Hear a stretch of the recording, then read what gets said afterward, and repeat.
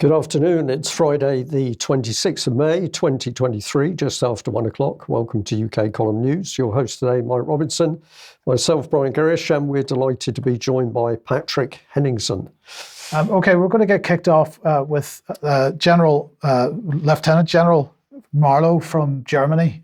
So here we have Nova News. Now, this is going back to March. Because General Marlow, Andreas Marlow, is responsible for the German program to train Ukrainian forces. So back in March, he was saying we'll train up to 9,000 Ukrainian soldiers. Now, a piece of video has come to light in the last day or two, which appears to be showing a quote from General Marlow. And we've had it's in German, obviously, so we've had that translated. And this is what he apparently has said. So let's bring this on screen. He said, German instructors who have worked with Ukrainians agree that they're not interested in the training program. This is the training of Ukrainian recruits. They're far more interested in ways to intimidate the enemy, including ways that might qualify as war crimes. They praise the punitive operations that SS troops carried out during World War II and glorify the swastika. So that is what he appears to have said. There are quite a number of websites that have covered this. Here's one in Berlin. This actually goes even further because it continues by saying that he heads up the multinational special training center in Germany, under whose supervision Ukrainian soldiers are trained. And it goes on to say, for months, Marlow has been trying to launch a federal investigation into crimes committed by Ukraine's military. In addition, the Ukrainians request, so in addition to the comments that we've just shown the translation of, it says in this article that the Ukrainians requested access to Bundeswehr documents on punitive actions, both from the present day and from World War II. And it goes on to say that according to these Ukrainians, British representatives have already shared similar information with them, and they expected the same from the Germans. Now, if there's any truth to this, Brian, this is quite an incredible story. It's an incredible story. It's got to be finalised at 100% correct, but it does seem to be. But of course, what is coming back to light here is the fact that the extremist element within the Ukrainian military appears never to have gone away. It's been pushed to one side. The Western media has largely spoken out that Ukraine military has changed, but is that really the case?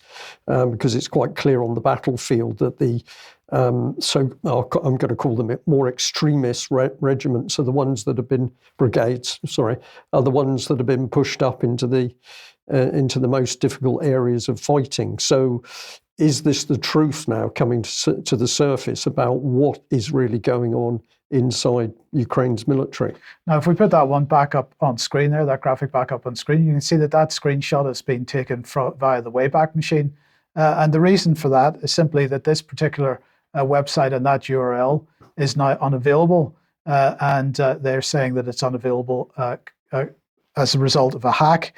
Now, there are quite a number of other news outlets in Germany that have covered this story. And it seems to be increasingly hard now to actually get the coverage that they had, because either the pages have been taken offline by themselves or for some other reason. So I'm not really sure what is going on there. But Patrick, what are your thoughts on this? Well, the issue of the Nazi element in the Ukrainian military forces has been covered up from day one, despite a plethora of reporting, even from Western media outlets, years and years before the current phase of this conflict has broken out. Even the BBC has done, reportage on the Nazi problem in Ukraine. So it's like very well documented. But the fact that it was one of the main objectives of Russia's special military operation to denazify Ukraine, because of that, this is one of the reasons why there's a blanket blackout on this. So there's tons and tons of articles from British media, from the US, European media talking about this, how dangerous it is, why it's of concern. And all of a sudden last February, everyone stopped talking about it. The only people talking about it were Russia and alternative media in the West.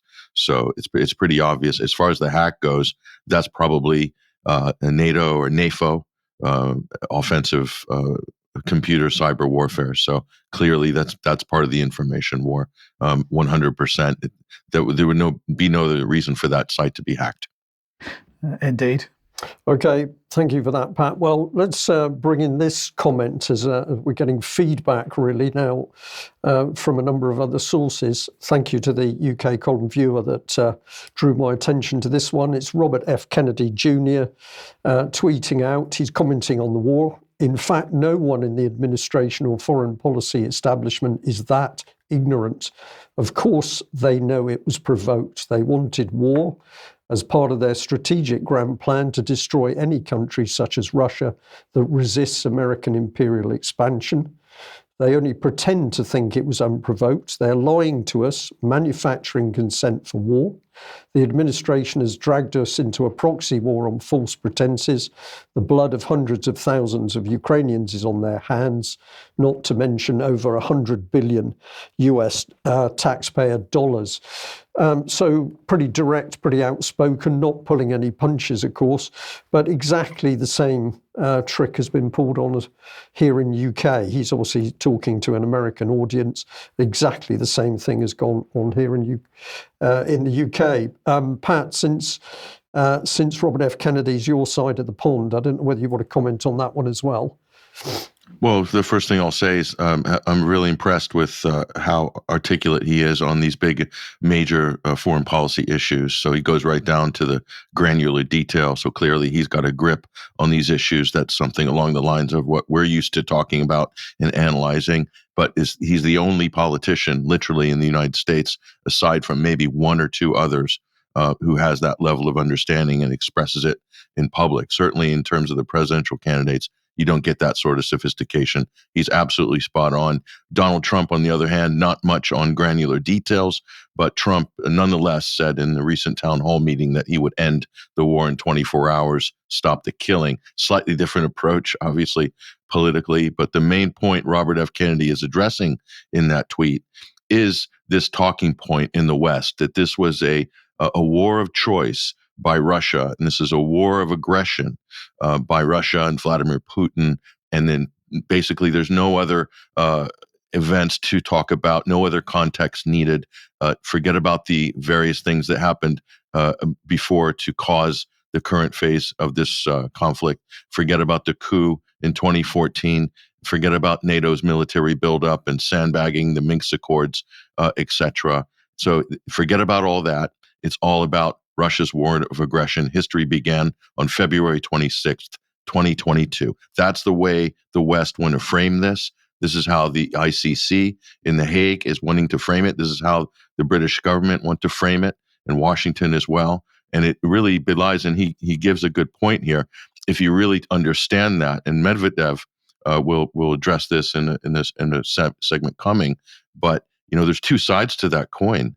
There's also the self-determination side for the Donbass. So you have Article 51 in the UN Charter, but you also have Article 1. That's the flip side of this argument. And any international lawyer will tell you that. And this would be argued in international court in this exact same way, but not in the press and not by our politicians, because they want to gaslight us and narrow the frame of reference so that they can control and really squeeze and constrain the debate. So they've got you in a sort of pinhole. And through that pinhole, all you can see is what the government and mainstream media are feeding you in terms of a narrative. Yeah. Thank you, Pat. I'll have a little bit on the pinhole in a minute in respect to the BBC. But meanwhile, the war goes on. I think the meat grinder goes on. But take us into this. And are those F-16s going to be wonder weapons? Well, why this is important is this a series of good data points here to show that the Western mainstream media is starting to relent on this narrative. Before, you wouldn't see these stories coming out, not in any timely fashion, because they would undermine the war effort by NATO. So here's a Wall Street Journal basically calling it a meat grinder and saying that they were throwing unqualified, not properly armed, not trained conscripts into the front line in Donbass, specifically in Bakhmut, and it was a disaster. They're talking about they don't give you the sort of casualty numbers in this. They haven't gone that far, but obviously we've all covered this in various times throughout the recent months. But it is really significant because this is a major mainstream media outlet. It also represents a Republican wing, largely the Republican wing of the U.S. political class. So for them to say this, they're admitting that there's a serious problems with the war in Ukraine and with this NATO proxy war. So I think that's significant.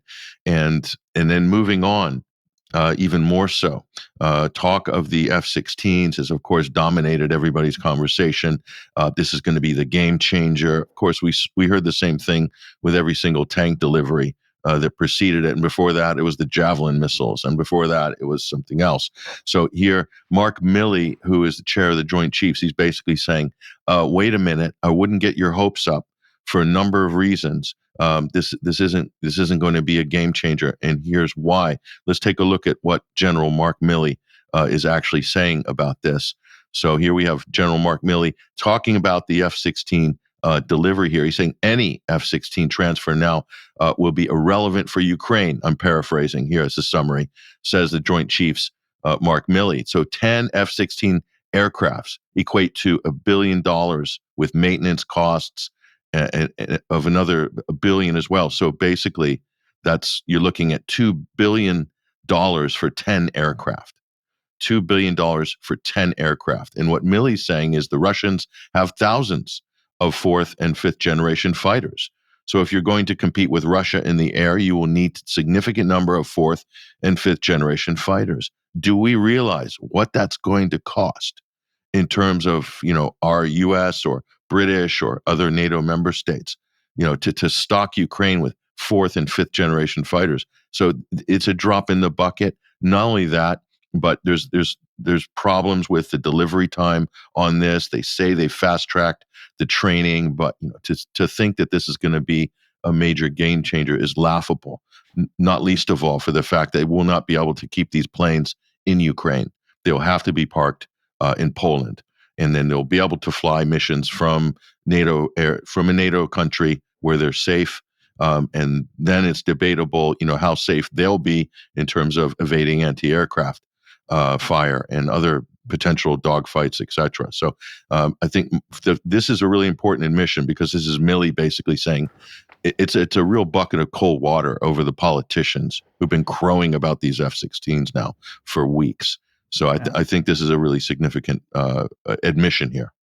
Yeah, and perhaps the other thing we should just mention, Pat, is from information I've been looking at, it's pretty clear that the US has been training at least some Ukrainian pilots on the F-16 for some time. The media reports given to most people seem to suggest this is a decision that's just been made, but the reality is that they've been working on some of these pilots for some time. So more duplicity in how things are reported, but absolutely what difference are these aircraft going to make, because the Russian air defense systems are immensely strong and still intact. Well, here's the BBC. We tried to take the BBC to task a few days ago. I'll show you that. But I picked up on this headline. Wagner says Bakhmut withdrawal has begun. And I think for most people who are probably going to grasp the headline but won't be bothered to look at the secondary headline, which says the boss of the mercenary group says it's transferring control of the city to the Russian army. It's the big headline that is going to go straight into people's minds, and the BBC knows it. And the suggestion is that Wagner is withdrawing from Bakhmut. Many people will take that headline to mean that Ukraine still has control over Bakhmut. BBC, very, very clever in how it puts information across, and they know full well what they're doing. Well, we tried to get some sense out of the BBC. This is 22nd of May. I'll read it. It's so you know exactly what was said. Dear BBC Press Office, detailed reports and analysis from Ukraine over the weekend clearly show by film footage, geolocation and multiple images that Bakhmut has been captured by Russian forces with horrific losses for the Ukrainian troops. In addition, despite multiple local and international reports on the fall of Bakhmut, the BBC today, that's the 22nd of May, continues to report only Ukrainian claims that Ukraine still holds the city. Your headline today is biased and simply repeats Ukrainian claims while ignoring the facts on the ground. And I echoed back to the BBC their headline, which was Ukraine war, Bakhmut not occupied by Russia, says defiant Zelensky. And I then said, please explain why the BBC is unable to accurately report the fall of Bakhmut to the British public.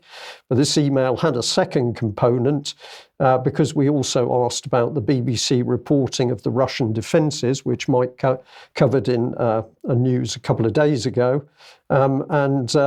I asked for an explanation as to why the BBC is not reporting the fall of Bakhmut and why the BBC is now demonstrating that it is effectively a military agent of Ukraine. And I look forward to a response. But of course, what was the response from the BBC? Utter silence.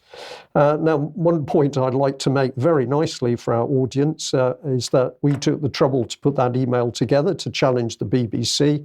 How much more powerful would it be if the BBC was to receive 100,000 emails asking why they can swallow billions of pounds in UK but can't produce factual news? So I'm looking to our audience really to say there are many simple things that you can do to hold the BBC to account. It simply requires that well-considered, well-put-together short email.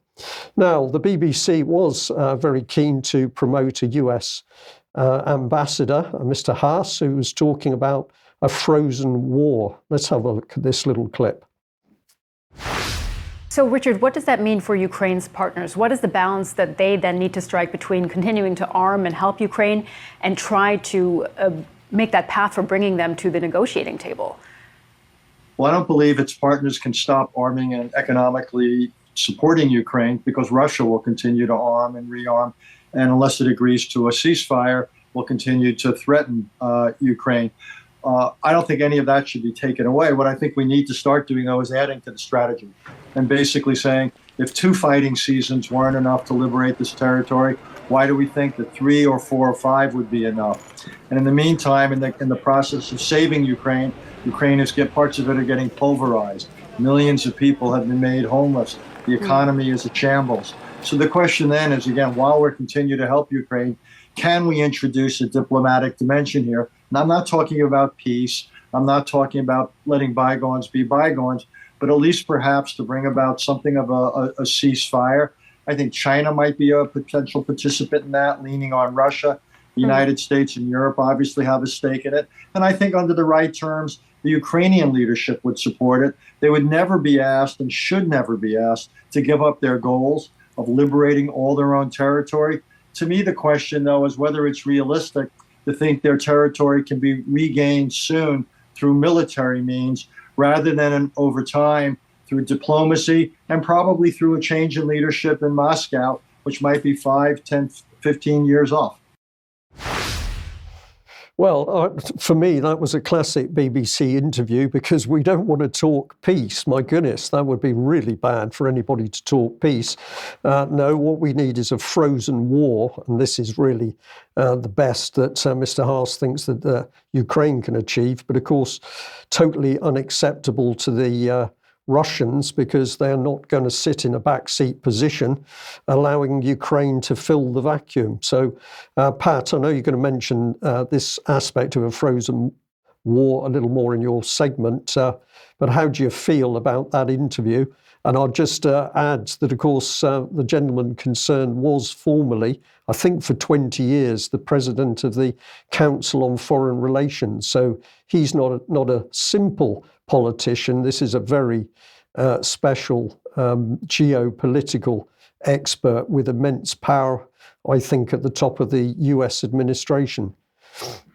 Yeah, certainly. When you hear Richard Haass, you're hearing the party line of the globalists, especially during a Democratic administration. So he writes for Project Syndicate, as you said, Brian, former head of the CFR. So that's really the policy position of Washington, and whatever the policy position of Washington is, that's the real position of NATO, because NATO is Washington and London.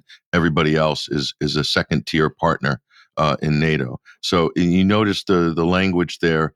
We're not talking about peace, and we don't want Ukraine to give up its goals of reclaiming all its own territory, but yet we can't do that militarily just yet. Maybe through diplomacy and regime change in Moscow, maybe we can come to some sort of a solution. So you can see this is the approach now.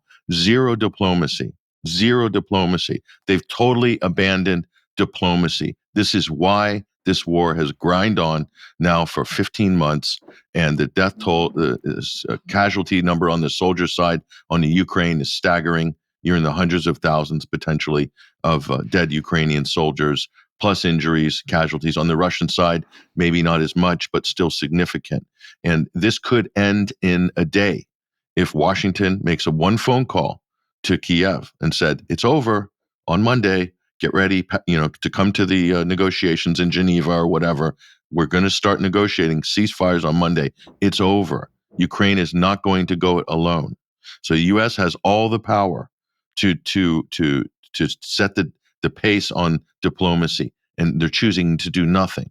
And Washington is basically, along with London, are sort of tag teaming this. Both of them. No, zero diplomacy. No envoys from Britain. Nobody. No one in NATO is allowed even to broach the subject. And so, is this the real will of the Ukrainian people? Well, we won't know, because elections have been suspended. Zelensky has said martial law will likely carry on through the fall, so no elections. The press has been shuttered, and other institutions and in the public civil society institutions have been shuttered as well. How does Richard Haass know what the Ukrainian people want? He knows what the puppet government wants. Pat, if I can just come back in there a little bit later in the news today, we're going to be having a look at what the BBC's political charity, BBC Media Action, has been up to in Ukraine. And I think we're going to be giving our viewers and listeners a little snapshot as to what the Ukrainian people are thinking and why they're thinking what they think, and who is in control of their thoughts. So I'll just throw that in as a little bit of an advert for the up-and-coming section. But please carry on, take us into the future of Ukraine. The future of Ukraine, yeah. Well, that frozen conflict conversation, which we've just started here. So this is what Russia has been saying for a long time. So here's Dmitry Medvedev. He's the current, or maybe even now former, I'm not sure, deputy chairman of the Security Council of the Russian Federation, former president for a short stint back in 2000 and circa 2010, 11, 12.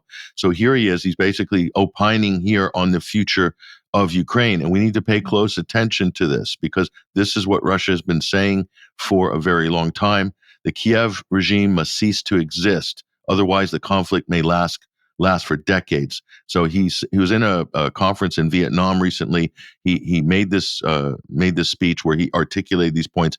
He followed it up on his Telegram channel with a bit more detail. This is what he said: this conflict will last a long time. So for decades, probably, this is a new reality. It is necessary to destroy the very nature of the Nazi government in Kiev. Otherwise, the conflict would drag on perpetually. 3 years of truce, 2 years of conflict, rinse and repeat. So basically saying that if the core of the problem in their eyes is not solved and resolved now, then it's just going to be a sort of long and tedious eternal conflict here. So, and he goes on, he further intimated the collapse of Ukraine's statehood is inevitable and could either happen quickly or through relatively slow erosion with the gradual loss of the remaining elements of sovereignty.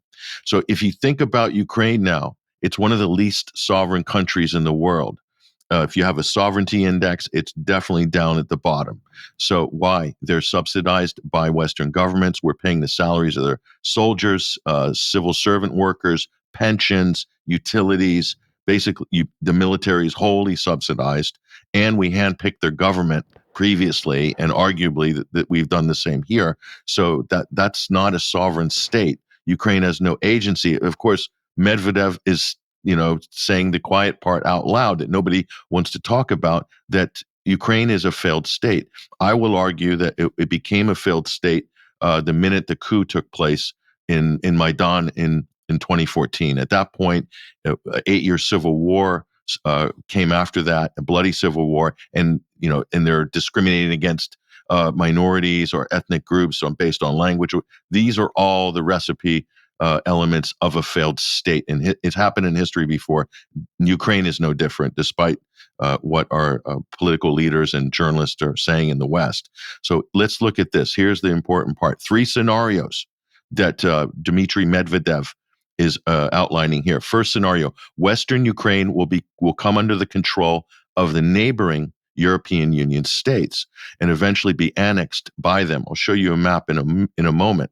The remaining no man's land, as he's calling it, this is the bit in the middle with Kiev between Western Ukraine and the Dnieper River.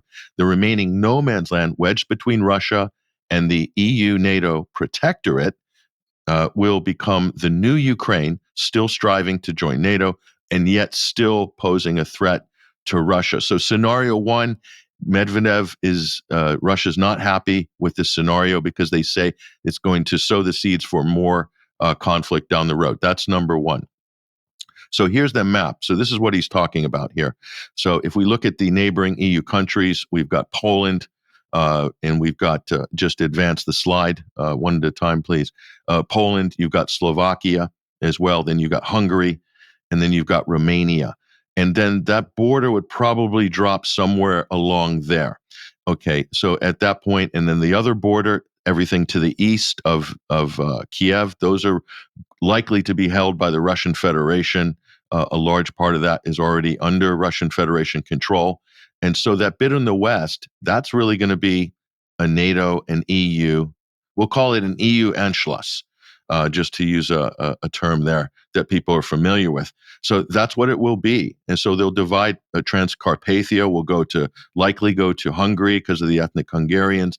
You have ethnic Slovakians and the language, culture, and some of the areas along the border. Poland, of course, will lay claim to as much as possible, as they have been talking about recently, and Romania possibly as well. Not likely anything for Moldova, but so it'll be those 4 EU states.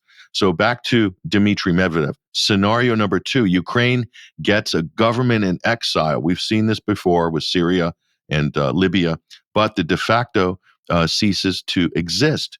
Control over its entire territories, then split between the EU and Russia. Medvedev says the risk of world war is then moderate, but the terrorist activity by Ukrainian neo-Nazis on the territories annexed by the EU in the West, those neighboring states, those areas, and basically means that Russia, and the war is going to drag on, likely a counterinsurgency, potentially more than that in the future here. So that's scenario number 2. Obviously, this is not ideal for Russia, and maybe NATO might, accept this as a possible, midway point. So scenario number 3, Ukraine's western territories voluntarily join their EU neighbors, while the East and some central regions exercise their right for self-determination, sealed in Article 1 of the UN Charter, which I mentioned before, and then they join the Russian Federation. This is what Crimea has done.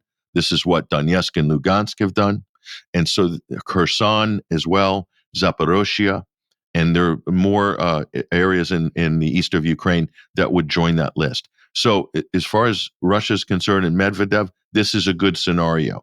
So according to him, this number 3 is their best outcome. Now, if you look at the way the map is now and the way this is progressing from a military point of view, Russia is very much on track to achieving this scenario, number 3. So it's still going to mean we don't know exactly what's going to happen with the west of Ukraine, and then you're going to be left with a rump state of Ukraine left in the middle, and will definitely not be an EU state. It would be a buffer zone, a neutral area. So when you talk about a failed state, you're looking at the makings of a failed state with Ukraine. It's happened before in history. It's going to happen again. And as we mentioned before, Brian, I think you alluded to this political article. So this is interesting. Again, more mainstream media talking about a frozen conflict. They weren't talking about this months ago. Ukraine could join the ranks of frozen conflict, say U.S. officials. The U.S. officials right now in the Beltway, they're talking about a North-South Korea DMZ type situation. And obviously this is acceptable. This might be acceptable for the U.S., but I am not sure this is going to be acceptable for Europe. If they can solve this another way, I'm sure that would be ideal. So I'm not convinced that Europeans will take this option. But yet this is a possibility. It's a very strong possibility. So while everybody's kind of backing off a little bit in the U.S. and rethinking everything, Team L'Equipe Anglaise, Team Britain, has sent in their lobbyists to help drum up interest in the war. Boris doing another rubber chicken tour in the United States to talk up the war and get support going, keep the cash, keep the weapons going, get the Russians. So this is the second type of tour like this that Boris has done to sort of put pressure on American individuals, institutions, kind of throwing his weight around there. And of course, they love to host the Brits, Brian and Mike, when they come to visit in America. Boris would be treated like a high-ranking statesman while he's in the U.S. Maybe not the same in Britain. Pat, sorry, you made me laugh there, but Pat, the key question for me is, in what capacity is Boris Johnson there? Is he on another of his sort of general tours to make sure the violence continues, but nobody knows whether he's acting as an MP or he's on holiday or he's representing his wife? What is he doing there? Maybe he's representing NATO in an unofficial position, playing the role of chief whip unofficially. I do think he's also auditioning for that post. He still wants it. I'm not sure who the leading candidates are. Maybe you guys could fill us in on that. But Boris' name was on the short list not so long ago. Yeah, this is true. Yes. Okay. So what about the future of Volodymyr Zelensky then? Well, that's the question. All this is happening. Bakhmut has fallen. It's an absolute disaster, really, for Ukraine and NATO. Where's the president? Where's Zelensky? He is on a whistle-stop global tour. You saw him at the Arab League last week. You've seen him at the G7 in Japan after that. Lots of photo ops, lots of selfies. And then he's off here. So again, Medvedev is saying that negotiations with Ukraine are possible while the Zelensky regime is in power. So Zelensky's absconded during the critical point in this conflict. And so where is he? Well, just go to the BBC. They'll help us. They're running, believe it or not, this is not satire, the BBC time teaser. Zelensky on tour, but where? So you can take a quiz on the BBC's website to find out to guess where Zelensky is and what he's doing, along with other quiz questions about current events. So they've always been good on education, the BBC. So we'll give them marks there. I don't know what to say. I mean, if they were doing real journalism, they would say, "Why the hell is the Ukrainian president not in Kiev at this point?" I mean, it's crazy. So again, he's here? Doing college graduation ceremonies. Zelensky receives a standing ovation after a speech to Johns Hopkins University graduates in Washington, D.C., obviously coming in on the big video wall there. So, yeah, there he is. He's available for birthday parties, bar mitzvahs, stag nights. I mean, this guy's unbelievable. He's doing everything but what he should be doing. Yeah, I wonder whether he's spending so much time out of the country because he's beginning to sense that his position is becoming ever more precarious and, I suspect, genuinely dangerous. But we'll see whether he goes back to support his fellow countrymen. Yes, okay. Well, if you like what the UK Column does, you would like to support us, please head over to community.ukcolumn.org. There are options to join us there, and your membership very much needed. You could pick something up at the UK Column shop, but please do share anything you find on the various platforms, especially ukcolumn.org and ukcolumnextracts.co.uk. Okay, thank you for that, Mike. Well, I'm just going to say a big thank you to another of our viewers who said, would we like this one? And I liked it a lot. It's a tweet from the Cabinet Office about a new team, which is going to be surging into departments of the civil service to help prevent fraud in public spaces. And this is quite some team. We'll obviously be reporting on this in greater detail. But meanwhile, billions of UK taxpayers' money is given to the openly corrupt state of Ukraine. So I wonder whether this team, they all look fairly well fed and comfortable in this picture, whether they will be going off to Ukraine to actually see where our money's gone. I suspect not, Mike, but we'll see. And we just wanted to give a mention here to a lot of concern about Mike and Masha, who are missing, it appears, somewhere near Bakhmut. Now, this is Mike from the I. Earl Grey YouTube channel, and he usually has a lady with Masha who's the translator, and very good and capable she is, but apparently they've been out of touch for 24 hours, Mike. At least that, I think, yes. Okay, so we'll see how that progresses, but we certainly hope that they're both safe and well. And just wanted to bring this one on screen briefly. Yes, the text is small, I know, I'll be told off for that. But this one from Eddie says, this morning I switched on my internet radio, Lifestyle 74, which is based in Switzerland, broadcast to France and Switzerland. And to my surprise and delight, one of the first words that I heard was UK column. But then I recognised the voice, Mark Anderson, talking about Bilderberg. So we just want to say a very big thank you to Eddie, and thank you for letting us know that we are beaming into Switzerland now. And of course, we know that we've had quite a big audience in France for some time. So thank you to everybody from those two countries if you're with us today. I just wanted to very briefly update you on Professor Sukrit Bhakti. We were talking about this on Monday's program, obviously, and then subsequent to that, there was some discussion in various media outlets about whether the German prosecutors were going to attempt to appeal his acquittal from Monday. Now, my understanding at this point in time is that that situation is still completely unclear. The German prosecutor was clearly very disappointed with the outcome of the verdict, but whether she feels that there is actually an opportunity to reverse that or not, or whether she just did a bad enough job that it's irretrievable from her point of view, remains to be seen. So there are some people suggesting that it's a done deal, that there will be an appeal on behalf of the prosecution, but as far as we are aware, that is not quite there yet. So we'll keep you posted anyway. Okay, let's come on to the issue of digital ID. And of course, we've been talking about this for quite a long time because the British government's been running consultations and so on the issue.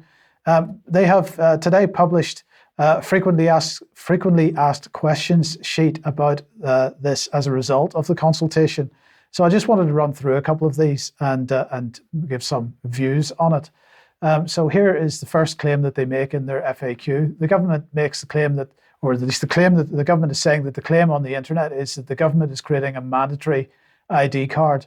And they say that the fact is that the proposed legislation does not include any proposal to create either a digital or physical ID card. The government is committed to making it as easy as possible for people to prove who they are online and to access the services they need without creating mandatory ID cards. Well, I'm going to say straight away that that is utterly misleading because if we look, just take one example here, which is the online safety bill.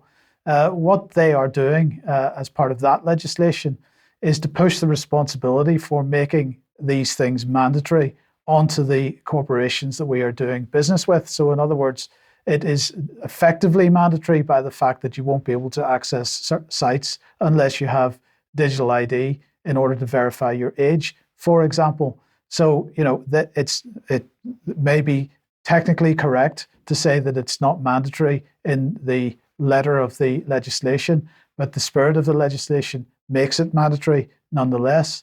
Let's look at the next claim that they make, or the claim that they want to refute here is, so the claim that they want to refute is that using gov.uk one login will be mandatory. Now, we've been talking about that over the last number of weeks. This is the new mechanism for logging into the government website. And they say that No, having a gov.uk one login account will not be mandatory for UK citizens. Offline and face-to-face routes will still be available for individuals who do not want to use the online service. And again, I'm going to say very strongly that this is utterly misleading because, of course, what people already experience trying to access government services through the offline routes is chaos, and HMRC being one example of it, where online services have been taking, or sorry, offline services takes, in other words, the phone. It takes people so long to get through to somebody on the phone that it just becomes a massively frustrating situation. So HMRC, this is back in January, Accounting Web reporting that HMRC saying, well, use the online services and then wait times are going to fall and you're not going to have any problem. So effectively, therefore, digital ID, or sorry, the one login service is going to be a requirement because that's the only way you're actually going to get through to anybody in any timely way. But aside from that, they don't say what the future holds, because I'm quite certain if we take what their plans are with digital ID in the context of the other legislation that they're planning, we can see a journey that people are going on in a few years' time. It's going to be a very much a different situation as they shut down more and more phone lines and so on. I just wanted to add in there, Mike, that I spoke to HMRC via phone probably about a month ago now, and the wait, I can tell you, was 49 minutes. Yes.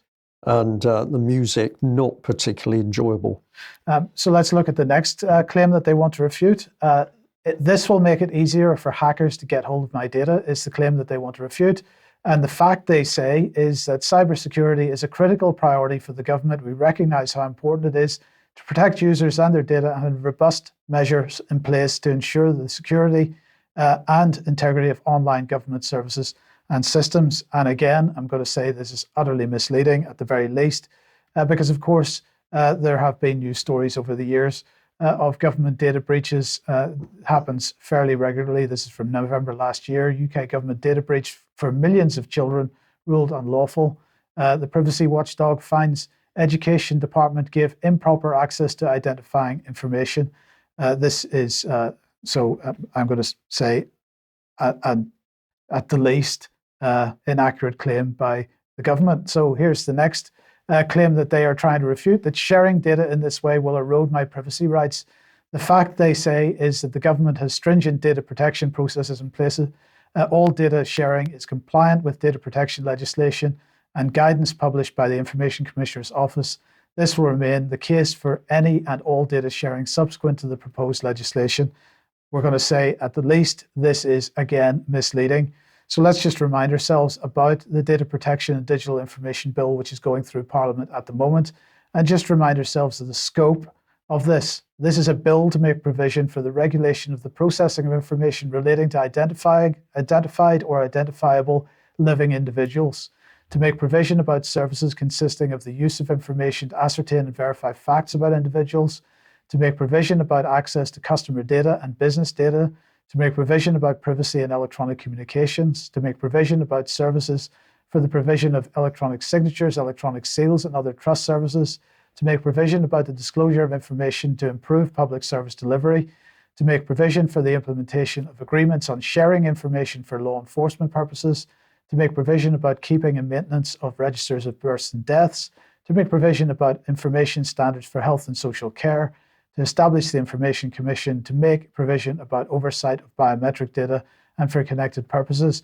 So although obviously identity is part and parcel of those words, it goes much broader than that, and in fact does quite a lot to dismantle the current data protection regime. Patrick, I don't know if you've got any thoughts on this, but they have clearly felt, or at least the response to the consultation, they felt they needed to respond to that in turn, but their responses, I'm going to say, are pathetic at the very least. Sure. Yeah. If you look at local government, just the local council, they basically stopped doing in-person offline services before COVID.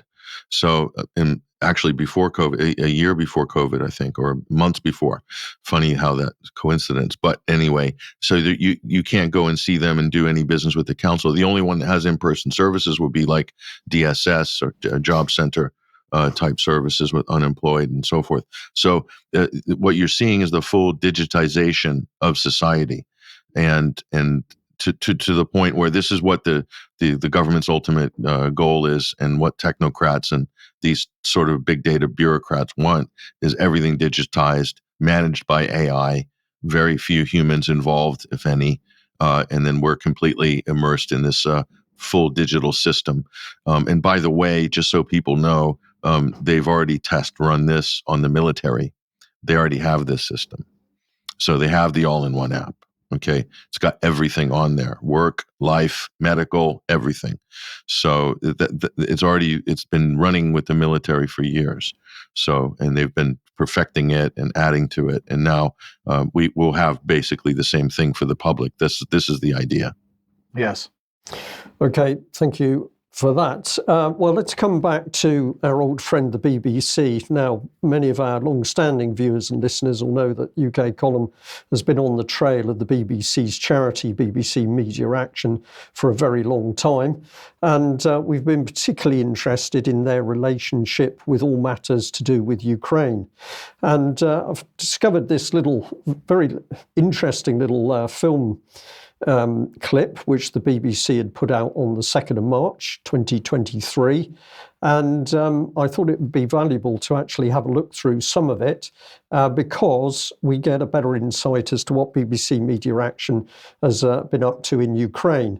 But if you're not aware of what BBC Media Action is, it is a charity.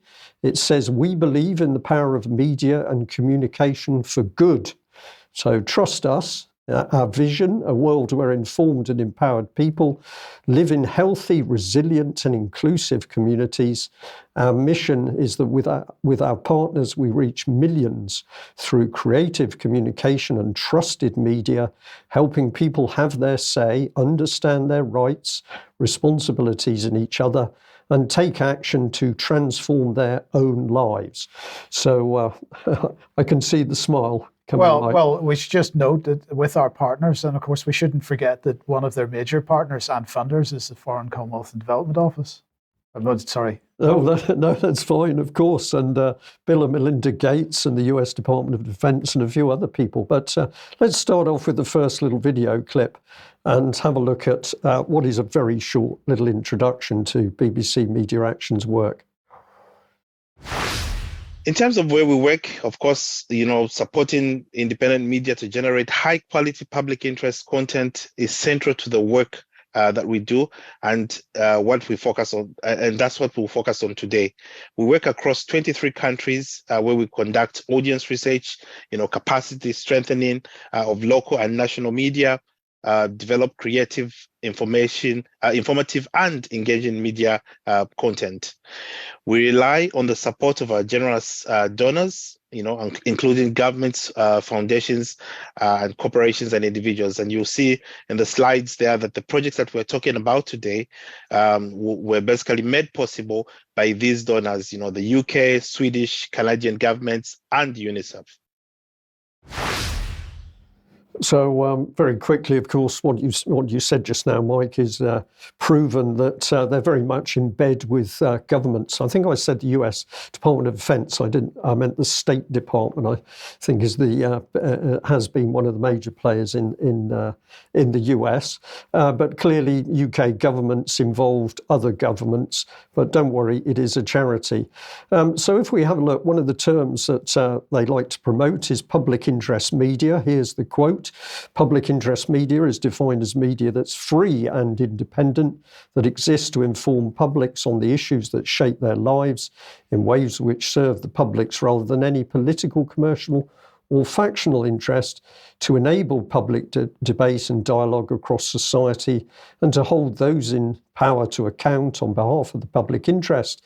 It implies a focus on ethical and credible media working in the interests of all people across all of society, not just those who have the power or money to pay for or influence media. Public interest media can can be commercial, public service or community media, and distributed online, broadcast through print or other channels. So all wonderful things. It's definitely jammed tomorrow. But I just noticed this funny little source, IFPIM. I had no idea what that was, but I'll come on to that in a minute. Let's just have a little look at how this video clip went on to introduce the relationship between BBC Media Action and the Ukraine broadcaster Spilny. And now let's turn to the region I know very well, Eastern Europe. Between 2019 and 2022, BBC Media Action provided support to independent media in Ukraine, Georgia, and Moldova under its Eastern Partnership Independent Media Project. One of our well-known media partners in Ukraine is Ukrainian public service broadcaster Suspilne. It has been 5 years since the reform of Suspilne, as it's changed from governmental media outlet to public one. And as Ukrainian, I'm really happy about this. BBC Media Action has had a close and long-standing partnership with Suspilne. Most recently, we worked together to rebrand and relaunch Suspilne as a modern multi-platform broadcaster. And I think that the result is really impressive. But talking about current situation, since the 24th of February last year, life and work of every one of us, of every Ukrainian, has changed completely. So there we are. Obviously, that's only a sort of snapshot introduction, but the key bit there that this media organization in Ukraine has been taken from a government organisation into a public organisation, and because the BBC has been one of the key, BBC Media Action has been one of the key organisations in control of that process, it can now be trusted and everything is wonderful in the state of Ukraine. Patrick, I'm going to move on through this, but I don't know whether you'd like to. Are you getting a feel for what's happening here?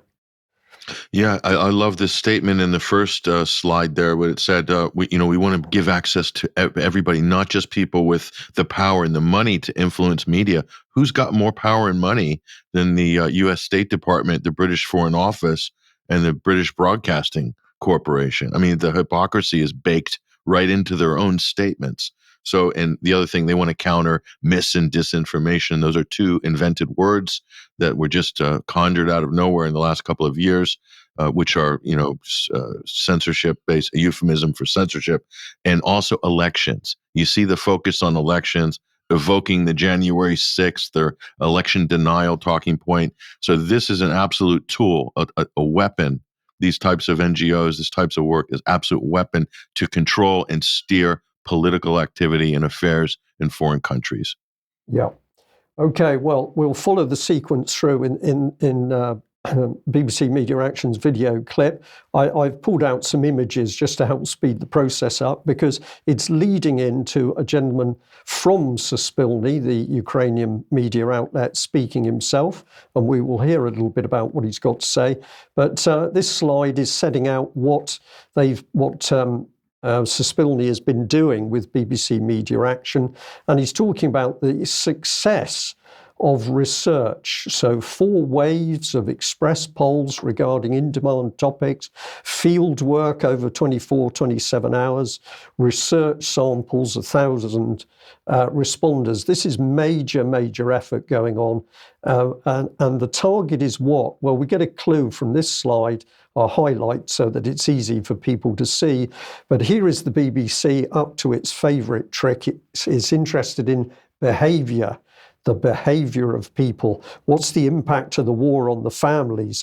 How is it changing their behaviour? Why does the BBC want to know this? Because when it understands this, the BBC will be able to influence and change people's behaviour in Ukraine. And to use the British government's boast, people in Ukraine won't even realise that their behaviour has been changed, or if they do, they won't know how it was done. Well, we are showing you how it was done. He went on to talk about the impact of social media, course, very powerful in spreading the message across people's phones. And in a time of war, people are going to be clinging to all possible sources of communication. So they really understand the elevated power of social media. And this was a bit of a summary. It said that there have been 4 waves, 20 questions, 19 publications, 25 TV screenings and 25 reports. This is all drilling into the minds and behaviours of people in Ukraine. You understand the mind, you understand the behaviour, you can control that behaviour. And of course, many people in Ukraine simply will not understand that the BBC in Britain works alongside the security services. So let's look at the little video clip with the gentleman from Ukrainian Suspilny TV talking. Listen very carefully to what he says.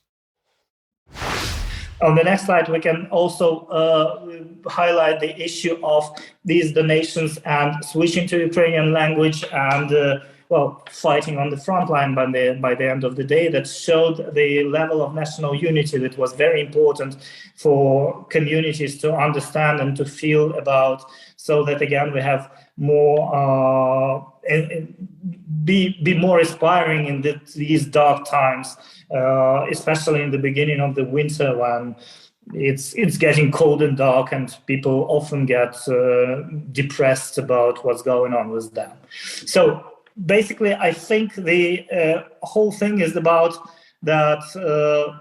It ends up on the next slide with the idea that it was not just about some propaganda or ideological issues. It was a correct mass surveys that covered the public opinion, and it gave also practical life hacks from people to let them better understand how to manage their winter plans. So did you, as a viewer, listener, pick up on that? What he said very early on was that people were moving away to Ukrainian. And what is he really talking about? He's talking about the fact that many people very happy living in Ukraine, but they actually spoke Russian. And obviously what has been going on here is a program hitting people's minds to get them away from speaking Russian, because that doesn't fit the British government's narrative or the US government's narrative in Ukraine, and pushing people, behavior modification, to get them across to speak Ukrainian. But later on, he's talking about propaganda quite happily. Now, I know that the inference is that the only people playing with propaganda are the Russians, but the reality is that a much more pernicious form of propaganda is now being driven into Ukraine by the Western powers. And to my mind, my personal opinion, BBC Media Action is part of it. But this is taking control of the population in Ukraine. Patrick, I'll just give you a couple of seconds if you want to respond on that. Yeah, the main focus of the propaganda is he said it, is national unity during this war. But the longer they try to enforce this, quote, national unity with propaganda, they're actually accelerating the breakup of Ukraine. That's the irony of all of this. Had the conversation been a real political conversation about diplomacy and finding a solution to the problem with their neighbor Russia and Europe, and then coming to a negotiation table within the first weeks of the conflict, Ukraine would be intact, largely. That won't be the case in 6 or 12 months. And so the BBC is helping that process of the breakup of Ukraine, based on everything that we've spoken of and shown our viewers earlier in this program. That's where this is headed. And the BBC is actually helping that process, Brian. Yeah. Well, I completely agree on that. Thank you, Patrick. Right, just to finish this little segment, we'll come back to the slide which I showed earlier, which is the BBC Media Action giving the definition of public interest media. And I highlighted the source of the quote, IFPIM. I had no idea what that was. Well, here it is, the International Fund for Public Interest Media, and more work to be done. But if you delve into it, I believe the French government is heavily involved. Macron himself was mentioned at one point, but we've got massive money coming forward in order to provide media which is independent of government and big money. You couldn't make this up, but here it is, our work. An international fund for public interest media supports both individual media organisations as well as experiments and innovations at the media ecosystem level, with the goal of ensuring that public interest media have the tools and resources needed to survive and avoid capture in the short term and thrive in the long term. But it's not about avoiding capture. These organisations are being created by the government money in the first place. Here we are. So it says its mission is to foster a paradigm shift in how public interest media is resourced, with the goal of ensuring it is independent, inclusive and resilient. Its vision is that people worldwide live in healthy information ecosystems with access to media that upholds the public interest. This is all words, but the reality is very different, because this is building controlled media right down to the local community level. And what comes after that? Well, this is what will be coming in Ukraine at some stage. But here is UK citizens. And what is their mission? To develop local leaders through the method of community organising. So you gain control of the media. The next thing that you want on the ground is the leaders. I would have called them a few years ago the common purpose future leaders, but these are the people that will ultimately be appearing in Ukraine, I guarantee it, in order to take full control down to the community level. We will see.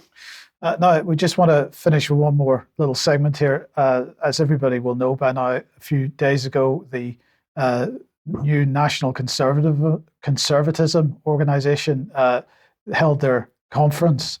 And one of the keynote speakers at that was Sir Richard Dearlove, the former head of MI6. So just wanted to highlight a couple of the points that he made during his keynote speech. So we'll start off, just get a flavour of what the speech was about. I don't usually reference my own career, but in the context of putting active measures into a contemporary perspective, it is relevant.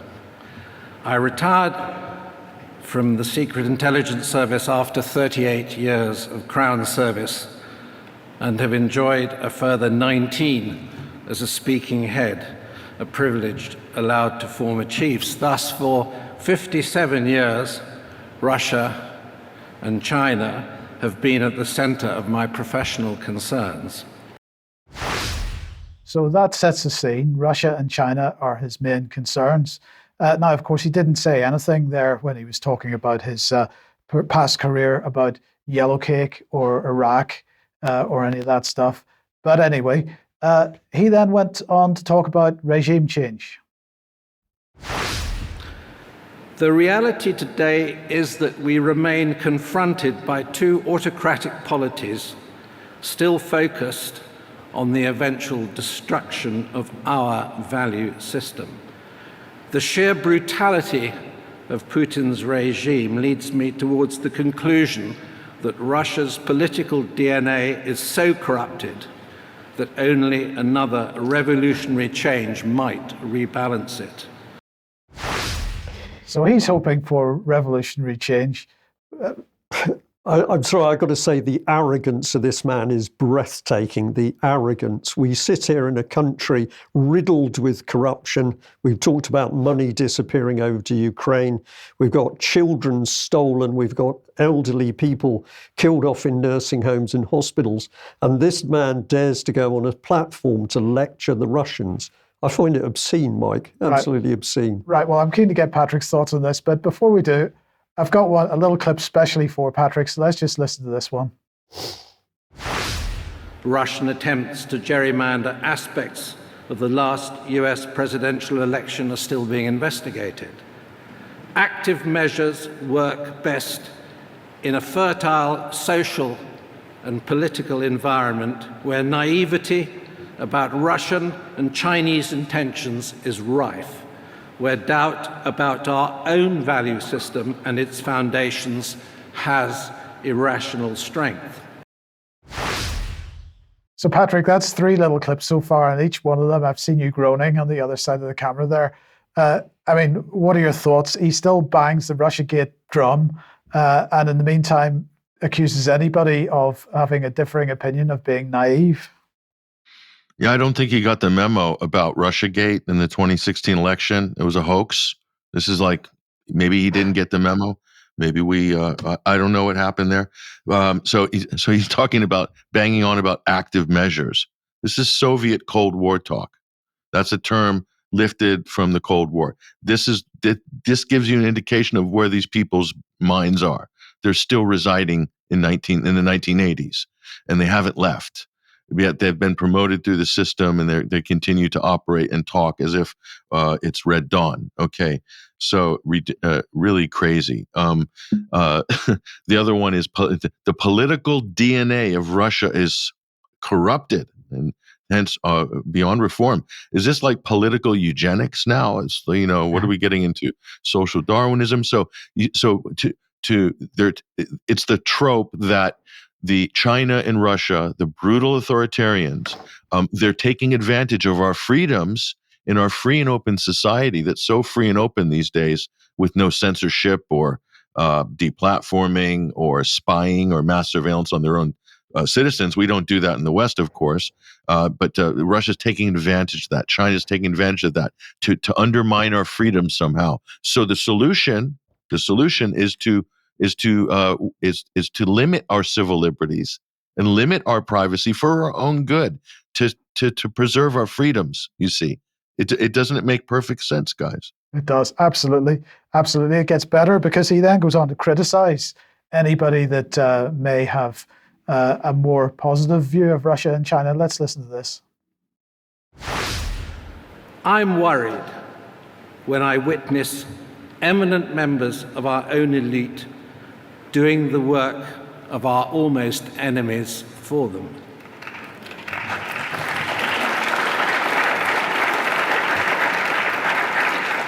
Whether it is advocating for Huawei, refusing to publish any serious scientific study that questions the Chinese narrative on the origins of the SARS-CoV-2 virus,